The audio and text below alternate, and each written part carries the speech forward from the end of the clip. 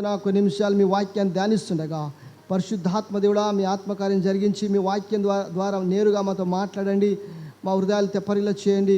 మీ వాక్యము మాకు స్పష్టంగా వినిపించండి అయా. ఇది అంతేకాకుండా మా యొక్క తలంపులు అటు ఇటు వెళ్లకుండా మీ వాక్యంపై కేంద్రీకరించుకొని శ్రద్ధతో భక్తితో భయముతో వాక్యాన్ని విని నేర్చుకునే భాగ్యం మాకు దయచేయమని, ఇంకా ఎవరైనా మార్గం మధ్య ఉంటే త్వరగా క్షేమంగా మధ్య నడిపించమని యేసయ్య పరిశుద్ధనామమున ప్రార్థించి వేడుకొంచున్నాం తండ్రి, ఆమేన్. చూసినట్లయితే సిలువ యొక్క వ్యక్తి అనగా సిలువపై ఉన్నటువంటి వ్యక్తి గురించి మనం నేర్చుకుందాం. దయచేసి మత్తయి సువార్త 27వ అధ్యాయము 11-54 వచనాలు, చాలా వచనాలు ఉన్నవి కనుక మన అన్ని వచనాలు చదవము కనుక నేను మధ్య మధ్యలో చెప్తాను, అప్పుడు మీరు చదువుతారేను. కానీ ఇక్కడ ఆ వచనాలన్నీ నేను చెప్పను, కానీ కొన్ని వచనాలు మనం చదువుకుందాం. దయచేసి చూడండి, 17వ వచనం చదవండి దయచేసి. మనం చూసినట్లయితే ఈ యొక్క లేఖనం అనగా అన్ని వచనాలు మనం చదివినట్లయితే ఇక్కడ యేసుక్రీస్తుని ఉద్దేశించి రాయబడింది. కనుక మనము ఆ యొక్క కొద్దిమంది లెంట్ డేస్లో ఉన్నారు, శ్రమకాలం. ఈ శ్రమలు క్రీస్తు యొక్క శ్రమల గురించి బోధిస్తుంటారు చర్చిలలో. మనము క్రీస్తు యొక్క శ్రమలలో ఒక భాగం ఏంటంటే యేసుక్రీస్తు దేవుని గొర్రెపిల్ల గురించి నేర్చుకుందాం. ఈరోజు గొర్రెపిల్ల గురించి మనం నేర్చుకుందాం. కనుక ఇక్కడ చూసినట్లయితే ఇక్కడ సిలువ పైనటువంటి వ్యక్తి, సిలువ యొక్క వ్యక్తి ఎవరంటే మన ప్రభువైన యేసుక్రీస్తు. నేను సిలువ గురించి ఈ వారంలో తెలియపరుస్తాను. సిలువ గురించి మనం చక్కగా నేర్చుకుందాం. కానీ ఈరోజు నేను గొర్రెపిల్ల గురించి మాట్లాడాలని ఆశపడుతున్నాను. కనుక గొర్రెపిల్ల గురించి మనం మొట్టమొదటిగా చూసినట్లయితే ఆదికాండంలో 3వ అధ్యాయంలో అక్కడ గొర్రెపిల్ల అనే మాట వాడబడలేదు, కానీ ఒక బలి పశువు అనగా ఒక పశువు బలైంది. ఎందుకు బలైందో చూడండి దయచేసి. ఆదికాండం 3వ అధ్యాయం 7వ వచనము.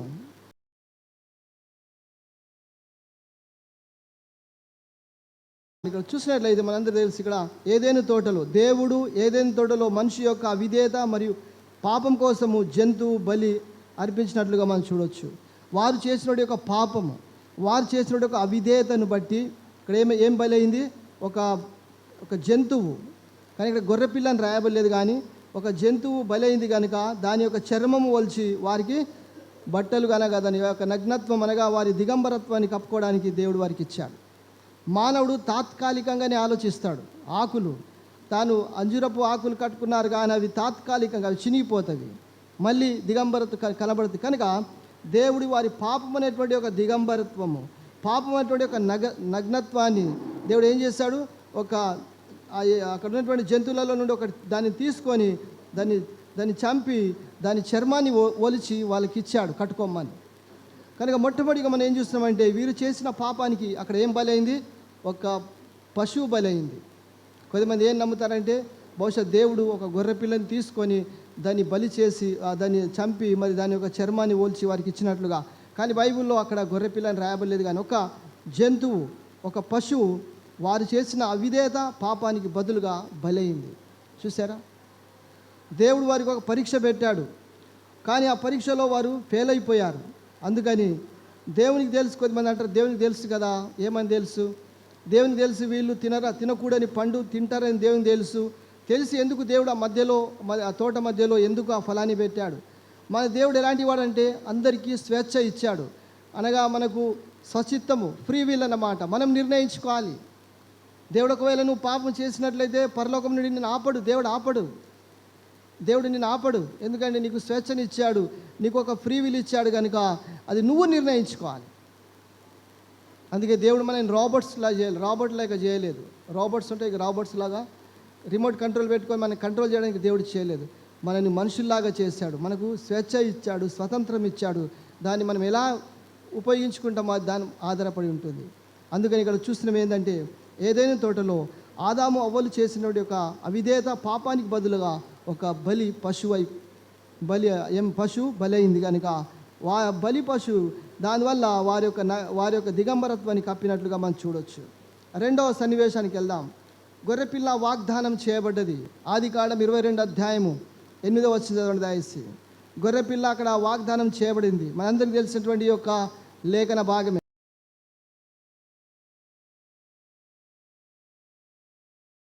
చాలండి.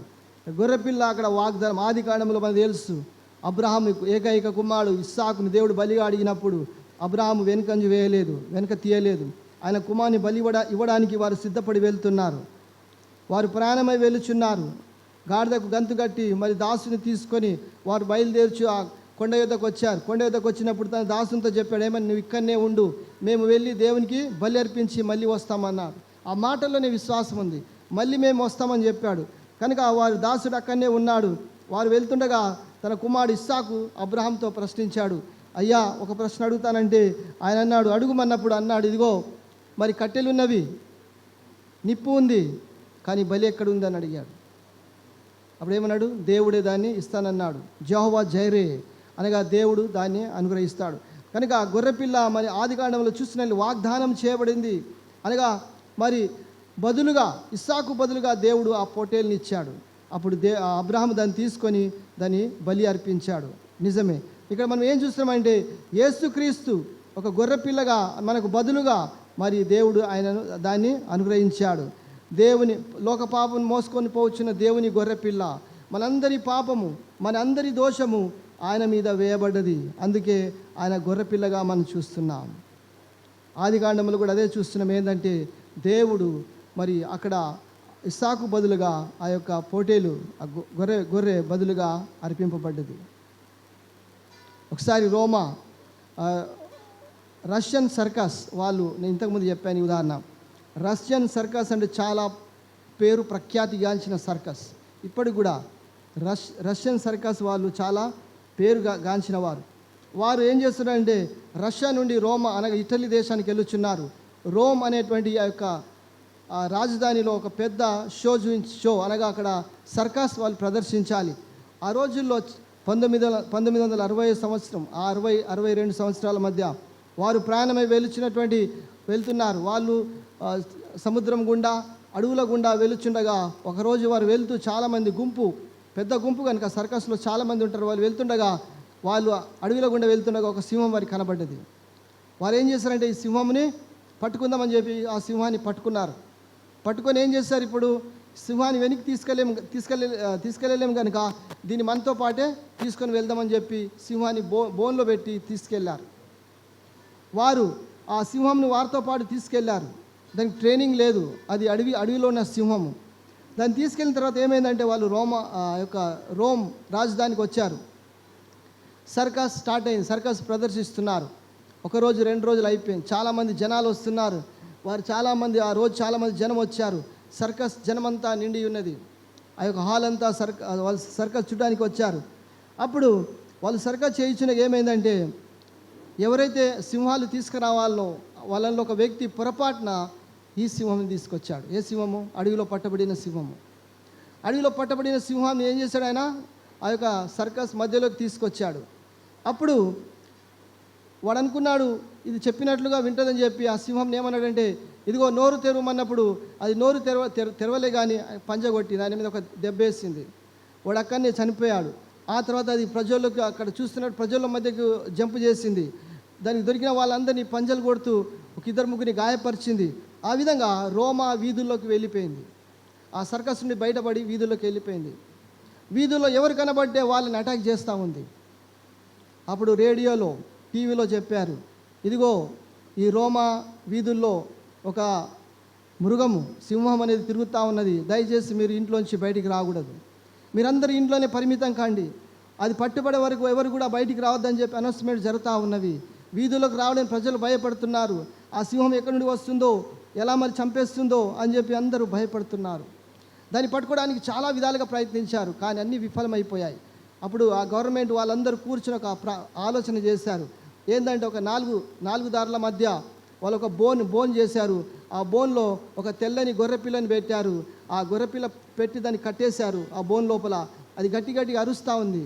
మ్యా అని అరుస్తుండగా ఆ అరుపులు సింహపు చెవులో పడ్డవి. అది ఎక్కడో దూరం ఉన్నటువంటి సింహము ఆ అరుపులు విని దాన్ని తినడానికి ఎంతో వేగంగా పరిగెత్తుకొని వచ్చింది. అప్పుడు అది అనుకున్నది, ఎంత చక్కటి గొర్రె ఇక్కడ ఉందని చెప్పి అది ఎంతో వేగంతో వచ్చి ఆ బోనులోకి వెళ్ళింది. ఆ గొర్రెని పట్టేసుకుంది, మెడ పట్టేసుకుంది. అప్పుడు ఏం చేశారు, ఆ బోను యొక్క గేట్స్ పడిపోయాయి. అంటే ఆ నగరంలో ఉన్నటువంటి పట్టణస్తులందరినీ కాపాడడానికి ఒక గొర్రె పిల్ల బలైంది. కానీ వాళ్ళందరూ ఇప్పుడు సేఫ్గా ఉన్నారు. రేడియోలో చెప్పారు, సింహం పట్టబడ్డది, మీరు వీధుల్లోకి రావచ్చు, మీరు షాపింగ్ చేయొచ్చు అని చెప్పారు. చూసారా, ఆ పట్టణము సేఫ్ కొరకు, పట్టణ ప్రజల యొక్క క్షేమం కొరకు గొర్రె పిల్ల బలైపోయింది. కానీ సింహము పట్టబడ్డది. అందుకొరకే మనందరినీ రక్షించడానికి కొరకే మన ప్రభువైన యేసుక్రీస్తు ఆయన ఒక గొర్రె పిల్లగా మన దోషములు మన పాపములు ఆయన భరించినట్లుగా చూస్తున్నాం. గొర్రెపిల్ల వాగ్దానము చేయబడి చూస్తున్నాం. మూడో చూసినట్లయితే గొర్రెపిల్ల ఉద్దేశించబడినది. చూడండి, ఉద్దేశించబడినట్లుగా యోహాను సువార్త 1:29 చదవండి.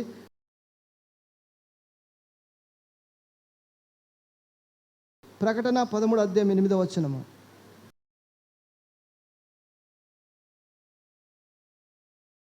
ఇక్కడ యేసు ప్రభుని ఉద్దేశించి రాయబడినటువంటి మాటలు. బాప్తిజం ఇచ్చి యోహాను ఏమంటున్నాడు, అక్కడ ప్రకటన చేశాడు. యేసుక్రీస్తు యొక్క బలి మిషన్ గురించి మాట్లాడుతున్నాడు. ఈ గొర్రెపిల్ల ఎలాంటిదంట? అమాయకమైనటువంటి గొర్రెపిల్ల, మరియు మచ్చ లేనిది, ఎలాంటి లేనటువంటి గొర్రెపిల్ల కనుక, అంతేకాకుండా అమాయకమైనది మరియు మచ్చలేని గొర్రె అది. రెండో చూసిన ఇది పాపానికి ప్రాయశ్చిత్తమైనటువంటి మరియు దేవునితో సమాధానం కలిగినటువంటి గొర్రెపిల్ల. అందుకే అంటున్నాడు, ఇదిగో లోక పాపను మోసుకొని పోవచ్చున్న దేవుని గొర్రెపిల్ల. ఇంతకుముందు మీకు చెప్పాను, మరి పాత నిబంధనలో వాళ్ళు బలులు అర్పించేటప్పుడు, పాప పరిహారత బలి కానీ దహన బలులు కానీ అర్పించేటప్పుడు వారు ఏం చేయాలి, వాళ్ళ చేయి ఆ గొర్రె పైన ఇలా పెట్టాలి, తలపైన. వాళ్ళు తలపై ఆ చేయి పెట్టినప్పుడు యాజకుడు వచ్చి ఆ బలిని, ఆ గొర్రెను బలి ఇస్తాడు. అనగా మా పాపాలు, మా దోషాలన్నీ కూడా ఈ గొర్రె పైన వారు మోపాలి. అప్పుడు వారికి బదులుగా గొర్రె, మరి అక్కడ గొర్రె కానీ పొట్టేలు కానీ బలి ఇవ్వబడుతుంది. అంటే వారి పాపాలు పాత నిబంధనలో కప్పబడ్డవి, కడగబడలేవు, కప్పబడ్డవి. కానీ కొత్త నిబంధనలకు రాగానే మన పాపాలన్నీ కూడా కడగబడ్డవి. శాశ్వతంగా మన పాపాలన్నీ కడగబడ్డవి, వాష్డ్ అవే. అనగా మన పాపాలన్నీ కూడా మరి దేవుడు కడిగేశాడు. కానీ పాత నిబంధనలు చూసినట్లయితే ప్రతి ఏటా వారు ఏం చేయాలి, యెరూషలేముకి వెళ్ళి దేవునికి బలులు అర్పించాలి. 5 రకాల బలుల గురించి బైబిల్ చెప్తా ఉంది. వాళ్ళు బలులు అర్పించాలి. వారి పాపాలు ప్రతి ఏటా కప్పబడ్డవి. కానీ కొత్త నిబంధనలు రాగానే దేవుడు మనందరి నిమిత్తము బలై మన పాపాలన్నింటినీ కడిగివేశాడు. అందుకే ఈరోజు మనం బలులు అర్పించాం. మనము దేవునికి బలులు అర్పించాం, ఎందుకంటే క్రీస్తు మన అందరి కొరకు తన ప్రాణాన్ని బలిగా పెట్టాడు. అనగాదు, మన కోళ్ళు, గొర్రెలు, మేకలు చర్చిలోకి తీసుకురాము. మనకి కూడా విగ్రహం లేదు, ఒక దేవత లేదు, ఒక సిలువ లేదు. ఎందుకంటే మన దాని ముందర బలులు ఇవ్వం. ఎందుకంటే మనందరి నిమిత్తము క్రీస్తే బలయ్యాడు. అదే ఇక్కడ చూసిన దేవుని గొర్రెపిల్ల, లోక పాపం మోసుకొని పోవచ్చినటువంటి దేవుని గొర్రెపిల్ల. అందుకే ఆ గొర్రెపిల్ల ఇక్కడ యేసుక్రీస్తుని ఉద్దేశించి రాయబడింది. మనందరికీ బదులుగా ఆయన మన పాపములు, మన దోషములు మోసుకొని వెలుచున్నాడు. మన దోషములన్నీ ఆయన మీద మోపబడ్డవి, మన పాపములన్నీ కూడా ఆయన మీద వేయబడినట్లుగా మనం చూడవచ్చు. కనుక అది ఎలాంటిది? అమాయకమైనటువంటిది, అది మచ్చలేని గొర్రె, పాపానికి ప్రాయశ్చిత్తము, అంతేకాకుండా దేవునితో సమాధానం కలిగినటువంటి గొర్రె పిల్ల. 4వ విషయానికి వద్దాం. 4వ విషయానికి వచ్చినట్లయితే ఇక్కడ గమనించాల్సిన విషయం ఏంటంటే గొర్రె పిల్ల ఇక్కడ అందించబడినది, అనగా దాన్ని సిద్ధపరిచి అందించబడినటువంటి గొర్రె పిల్ల. చూద్దాం, దాని గురించి చూద్దాం. యెషయా గ్రంథము 53 4 నుండి 7 వచనాలు చదవండి. 4 నుండి 7 వచనాలు.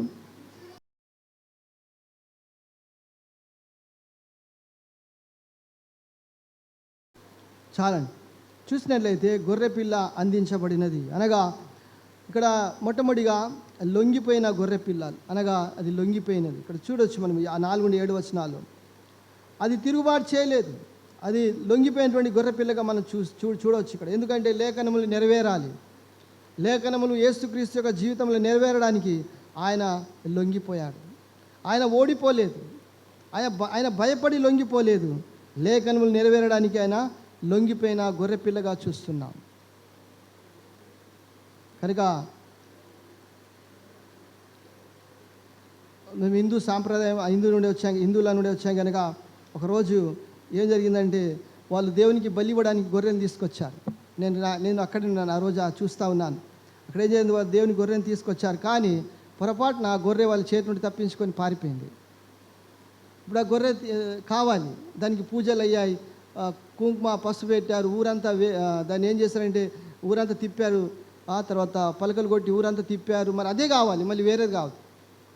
అదెంత ఊరు పెద్దలందరూ భయపడుతున్నారు, దాన్ని పట్టుకోవాలి, ఏ విధంగా అయినా పట్టుకోవాలని చెప్పారు. ఆ గొర్రె అడవిలోకి పారిపోయింది. దాన్ని పట్టుకోవడానికి చాలామంది వెళ్ళారు. అది చాలా ఇబ్బంది పెట్టింది, వాళ్ళకి దొరకడమే లేదు. చివరికి దొరికింది అనుకో, చివరికి దాన్ని పట్టుకొచ్చారు.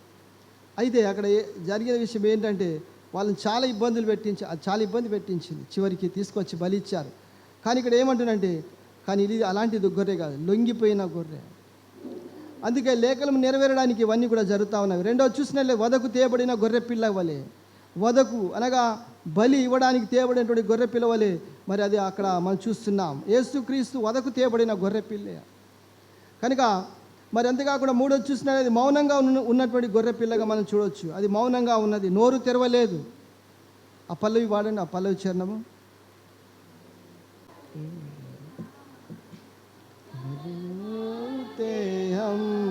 పైన ఆత్ముల కొరడాలు ఎన్నో, కాలుగారు దేహంబు పైన పాపాత్ముల కొరడాలు ఎన్నో,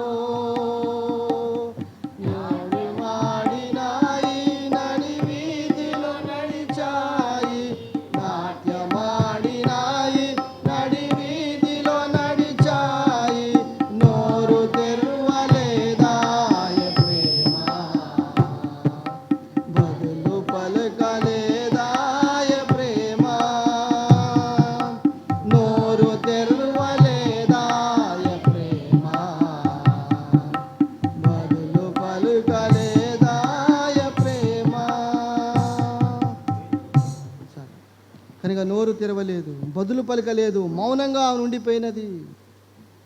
ఎందుకంటే అన్ని లేఖనములు నెరవేరడానికి కొరకై క్రీస్తు మౌనంగా ఆయన ప్రశ్నించారు. ఆయన మీద ఎన్నో నేరారోపణలు వేశారు. ఆయన అడిగారు, నువ్వేనా, ఇది నువ్వు చేసావా? అడిగినప్పుడు ఆయన మౌనంగా ఉన్నాడు. తల కిందికి దించుకున్నాడు. వధకు తేబడిన గొర్రెవలే తన నోరు ఎత్తలేదు, మౌనిగా నిలబడ్డాడు. అనగా దాన్ని అంతా అంగీకరించినట్లుగా, అనగా ఆయన మనందరి కొరకు పాపముగా చేయబడ్డాడు. పాపిగా కాదు, దయచేసి అర్థం చేసుకోవాలి. యేసుక్రీస్తు మన అందరి కొరకు పాపిగా చేయబడలేదు, పాపముగా చేయబడ్డాడు. మొదటి కొరింథీయులో రాయబడ్డ 5వ అధ్యాయంలో. కనుక ఇక్కడ మనందరి నిమిత్తమైన పాపముగా చేయబడ్డాడు, కానీ పాపిగా చేయబడలేదు. ఒకరోజు ఒక వ్యక్తి వాక్యం చెప్తే ఏమన్నాడంటే పొరపాటున యేసుక్రీస్తు మన అందరి కొరకు పాపిగా చేయబడ్డాడని. కాదు, తప్పు. ఆయన పాపిగా చేయబడలేదు, కానీ పాపముగా మీరు వచ్చి పాపీలు ఏముందంటే పాపము వల్ల వచ్చి జీతము మరణము. కనుక పాపము శిక్షింపబడాలి, పాపానికి రావాల్సిన జీతము రావాలి, మరణం రావాలి. అందుకే మనందరి పాపమైన భరించి మనందరి కొరకు ఆయన చనిపోయాడు. కానీ ఆయన పాపి కాదు. ఆయన ఎలాంటి పాపాలు చేయలేదు. ఆయన అబద్ధం ఆడలేదు, మోసం చేయలేదు, మరి ఎవరిని దోచుకోలేదు. కానీ మనందరి కొరకు పాపముగా మార్చబడ్డాడు. అందుకే అదే చూస్తున్నాం ఇక్కడ ఏంటంటే మౌనంగా నున్న గొర్రెపిల్ల. చూడండి దయచేసి మార్క్స్ వార్త 15వ అధ్యాయం 3, 4, 5 వచనాలు చదవండి.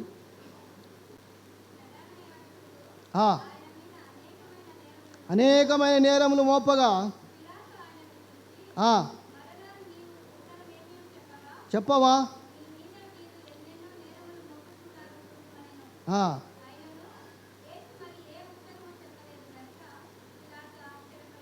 ఆశ్చర్యపడాను. మౌనంగా ఉన్నాడు. ఎవరైనా డిఫెండ్ చేసుకుంటారు, సెల్ఫ్ డిఫెండ్ చేసుకుంటారు, కానీ ప్రభువు చేయలేదు. అవునా కదా? మనం ఏమైనా ప్రశ్నిస్తే మనం తప్పు చేయనప్పుడు మనం ఎంతో పోరాడతాం, బదులు మాట్లాడతాం. ఎందుకంటే నేను తప్పు చేయలేదు, నేను భయపడను. కానీ ప్రభువు చేయలేదు. ఆయన తప్పు చేయలేదు, ఆయనకు తెలుసు. కానీ నోరు తెరవలేదు, మౌనంగా నిలిచిపోయాడు. లేఖనములు నెరవేరడానికి ఇవన్నీ కూడా అన్నీ జరుగుతూ ఉన్నాయి, సమకూడి జరుగుతూ ఉన్నవి. అదేవిధంగా త్యాగం చేయబడినటువంటి గొర్రె పిల్లగా మనం చూడవచ్చు. యోహాను సువార్త 10వ అధ్యాయం 15, 16, 17 వచనాలు ఉన్నది. యోహాను సువార్త 10వ అధ్యాయం 15, 16, 17 వచనాల్లో త్యాగము చేయబడినటువంటి గొర్రె పిల్ల.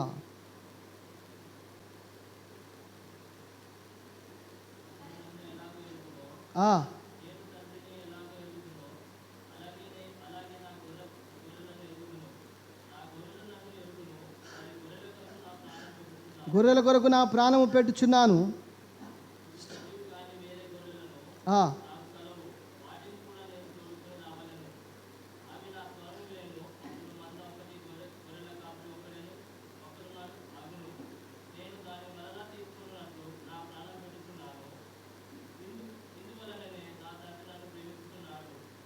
చాలండి. ఇక్కడ చూసినట్లయితే గొర్రెల కొరకు తన ప్రాణం పెట్టినటువంటి మంచి కాపరి, గొప్ప కాపరి, ప్రధాన కాపరిగా చూస్తున్నాం. కనుక త్యాగము చేశాడు. గొర్రెల్ని బెదిరించాలంటే, గొర్రెల్ని చెదరగొట్టాలంటే ఏం చేయాలి?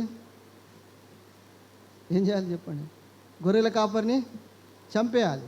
అప్పుడు గొర్రెలన్నీ చెదిరిపోతవి, భయపడి మూలకొకటి అక్కడక్కడ వెళ్ళిపోతాయి. కనుక గొర్రెల కాపరిని వారు కొట్టారు. కానీ ఇక్కడ ఏమైందంటే త్యాగము చేసిన గొర్రె పిల్ల కనుక అక్కడ తన ప్రాణాన్ని బలిగా ఇచ్చాడు. గొర్రెల కొరకు ప్రాణం పెట్టడానికి వచ్చాడు ఆయన. గొర్రెల యొక్క ప్రాణం తీసుకోవడానికి రాలేదు, కానీ గొర్రెల కొరకు తన ప్రాణాన్ని పెట్టడానికి వచ్చాడు. అందుకే త్యాగాన్ని చూడండి, ఆయన త్యాగము, గొప్ప త్యాగమూర్తి ఆయన. అందుకే ఆయన త్యాగమూర్తిగా మనం చూస్తున్నాం. గొర్రెలకు తన ప్రాణం పెట్టడానికి కూడా వెనుకంచి వేయలేదు.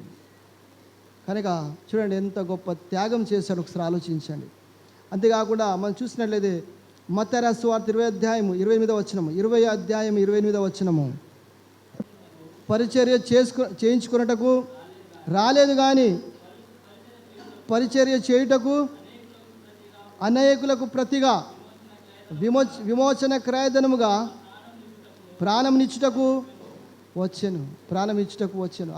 అనేకులకు క్రయధనముగా తన ప్రాణమిచ్చుటకు వచ్చెను. క్రయధనము చెల్లించాడు. మన కొరకు ఆయన త్యాగాన్ని చేశాడు. తన ప్రాణాన్ని త్యాగం పెట్టి మనందరి పాపల నిమిత్తము ఆయన క్రయధనము చెల్లించాడు. తన ప్రాణము విలువైనది. మన కొరకు తన ప్రాణాన్ని బలిగా పెట్టాడు. మన కొరకు ఎవరు చనిపోగలరు చెప్పండి? మన స్నేహితులు మన కొరకు ప్రాణం పెట్టగలరా? మన ప్రియులు, మన బంధువులు మన కొరకు ప్రాణం పెట్టగలరా? లేదు. కానీ మంచి కాపరి మన ప్రభువైన యేసుక్రీస్తు మన కొరకు తన ప్రాణాన్ని త్యాగం చేసి మన క్రయధనం చెల్లించినట్లుగా చూస్తున్నాం. చివరి మాట చూసుకొని ముగించుకుందాం. చివరిగా చూసినట్లయితే ఇక్కడ సంతృప్తిమైనటువంటి గొర్రె పిల్లగా సంతృప్తికరమైనటువంటి గొర్రె పిల్ల. ఎందుకంటే యెషయా గ్రంథము 53 అధ్యాయం 10వ వచనం చదువుదాం. చూడండి దయచేసి, యెషయా గ్రంథము 53 అధ్యాయం 10వ వచనము. ఆయన నలగొట్టుటకు యెహోవాకు ఇష్టమాయెను.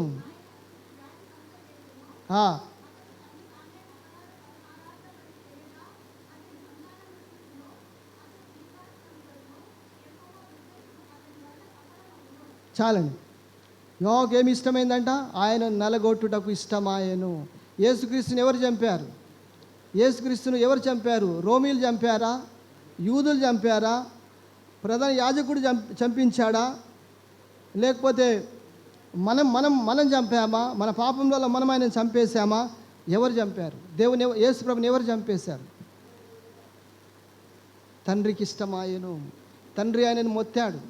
తండ్రి ఏం చేశాడంటే తండ్రే దాన్ని అప్పగించాడు.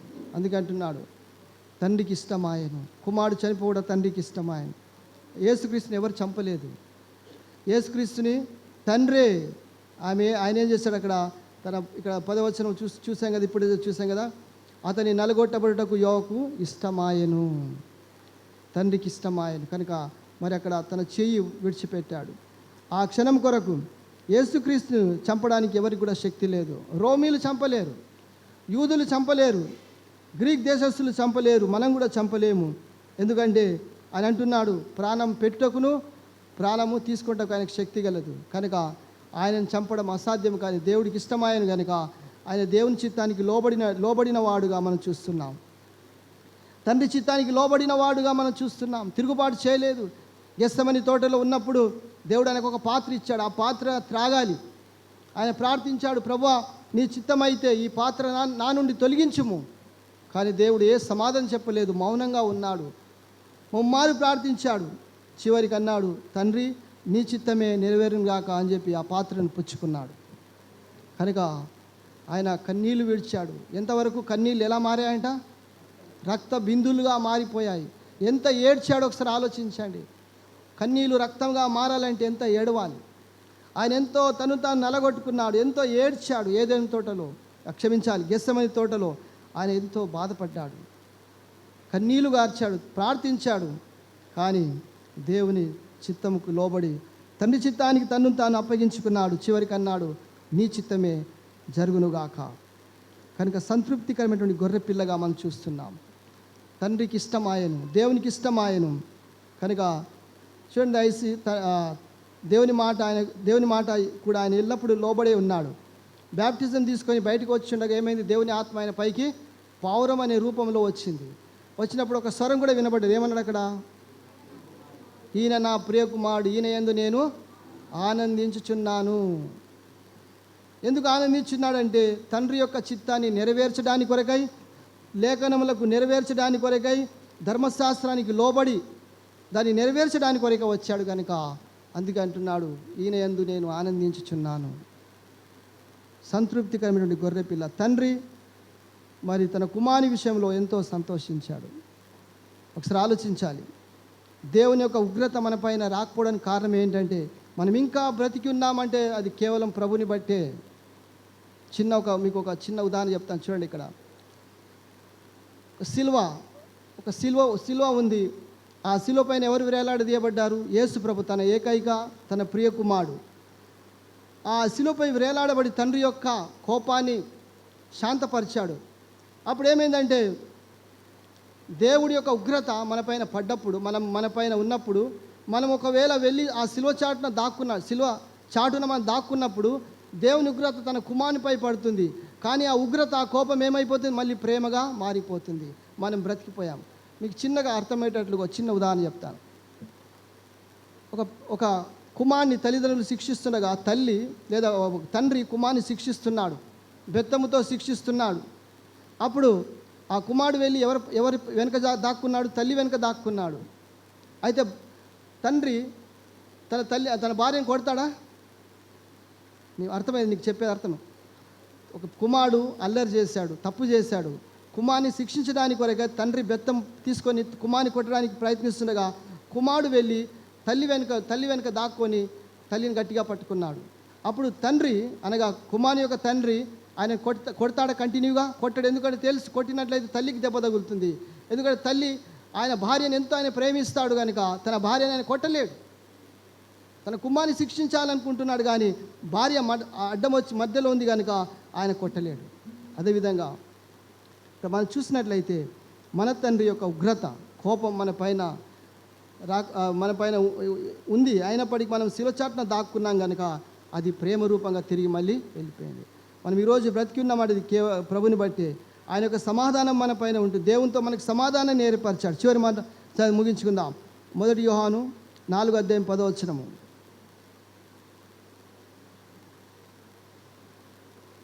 చదవాలి. మనము కాదు, ఆయన మనల్ని ప్రేమించి మన పాపలకు ప్రాయశ్చిత్తము తన కుమారుని పంపెను. దేవుడి లోకం ఎంతో ప్రేమించెను కాగా తన అద్వితీయ కుమారుని లోకానికి పంపాడు. మన పాపలకు ప్రాయశ్చిత్తము నొందుటకే దేవుడు తన కుమారుని పంపెను. కనుక ఈ శుభవార్తను మనం వ్యాప్తి చేయడం మన బాధ్యత, సంఘంగా మన బాధ్యత. దేవుని గొర్రెపిల్ల అయినటువంటి యేసు ద్వారా రక్షణ సందేశాన్ని మనం పంచాలి, ఇతరులకు తెలియచేయాలి. గొర్రెపిల్ల యొక్క ఆ యొక్క యేసు ద్వారా మనకు రక్షణ సందేశాన్ని పంచుకోవాలి. గొర్రెపిల్ల యొక్క విజయాన్ని, నిత్య జీవాన్ని మనం పంచుకోవడానికి ఇతరులకు ఏం చేయాలి? ఆహ్వానించాలి. కనుక మనము సువార్త చెప్పడంలో వెనుకంజ వేయకూడదు. ఒకవేళ మిమ్మల్ని అడిగారు గుడ్ ఫ్రైడే అంటే ఏందో మీరు చెప్పాలి. గుడ్ ఫ్రైడే అంటే శుభ శుక్రవారం ఎందుకంటే దాని అర్థం మీరు చెప్పాలి, మీకు తెలియాలి. కనుక మనం ఈరోజు చూసినట్లయితే గొర్రెపిల్లగా మనందరికి బదులుగా ఆయన చనిపోయాడు. మన పాపములన్నీ ఆయన భరించాడు. ఇదిగో దేవుని గొర్రెపిల్ల, లోక పాపను మోసుకొని పోచున్న దేవుని గొర్రెపిల్ల. నిజమే, అందులో మన పాపములు కూడా ఆయన మీద మోపబడ్డవి.